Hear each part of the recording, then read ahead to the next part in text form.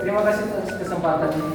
Perkenalkan, kami dari kelompok 5 ingin mempresentasikan dan menjelaskan materi kami tentang rantai pasokan sepatu, proses dan kompleksitasnya.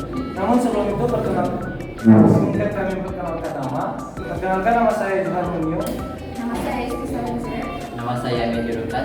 Saya Gloria Dinda. Nama saya Iskia Sondak. Jadi, kita masuk dalam pembahasan apa itu rantai pasokan sepatu.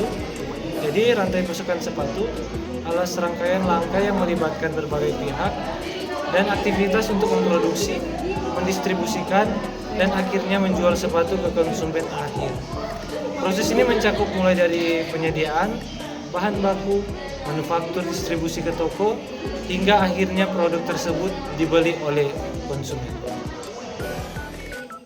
Baiklah, kita masuk dalam poin yang kedua, kompleksitas rantai pasokan sepatu. Rantai pasokan sepatu bisa sangat kompleks karena sepatu dibuat dari berbagai bahan seperti kulit, kain, karet, dan bahan sintesis lainnya. Selain itu, sepatu sering diproduksi di negara-negara yang berbeda dengan tahap yang melibatkan banyak pihak, mulai dari desain, pembuatan bahan, hingga distribusi global. Untuk sepatu, rantai pasokan bisa sangat berbeda dibandingkan dengan produk lain seperti sayuran segar.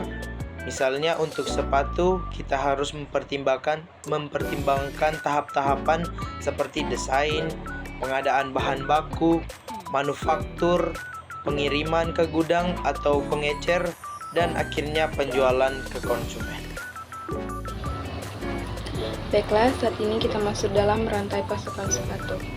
Yang pertama, dalam pasokan bahan baku.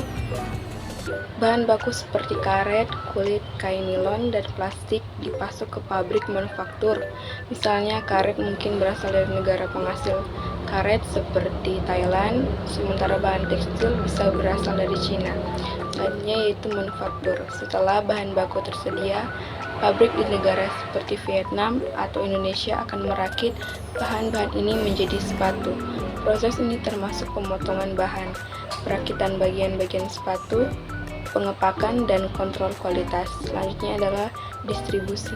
Setelah sepatu selesai diproduksi, sepatu-sepatu tersebut dikirim ke pusat distribusi atau gudang yang terletak di berbagai negara. Mereka kemudian didistribusikan melalui saluran pengangkutan yang meliputi kapal, truk, dan bahkan pesawat untuk sampai ke berbagai toko pengecer atau langsung ke konsumen melalui platform e-commerce. Selanjutnya yang terakhir yaitu konsumen. Pada akhirnya sepatu sampai ke konsumen akhir yang bisa membeli di toko fisik atau online, baik di toko retail global maupun di platform e-commerce seperti Amazon. Selanjutnya kita masuk dalam tahapan utama rantai pasokan sepatu. Poin pertama yaitu pasokan atau bahan baku.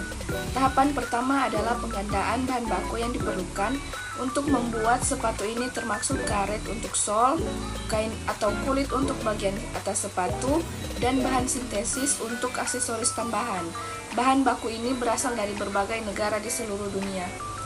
Yang poin kedua yaitu manufaktur.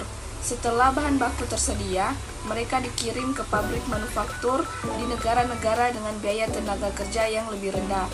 Di sini bahan-bahan tersebut diproses dan dirakit menjadi sepatu siap pakai. Proses ini melibatkan pemotongan bahan, penjahitan, perakitan, dan pemeriksaan kualitas. Tahap selanjutnya ada distribusi. Setelah sepatu selesai dibuat, produk tersebut akan dikirim ke pusat distribusi atau gudang. Dari sana sepatu dikirim ke berbagai toko, baik fisik maupun online. Distribusi ini sering melibatkan beberapa metode transportasi, termasuk pengirim internasional melalui kapal dan pesawat, serta distribusi lokal melalui truk atau pengantar ekspres. Selanjutnya ada konsumen. Akhirnya sepatu sampai ke tangan konsumen yang membeli produk tersebut, baik melalui toko retail terkenal seperti Foot Locker atau Nike Store, atau melalui platform e-commerce seperti Amazon, Zalora, atau situs web merek tersebut.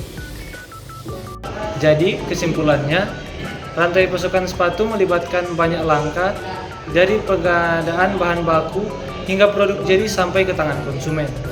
Tahapannya mencakup pasokan bahan baku, manufaktur, distribusi, dan akhirnya konsumsi dan oleh konsumen.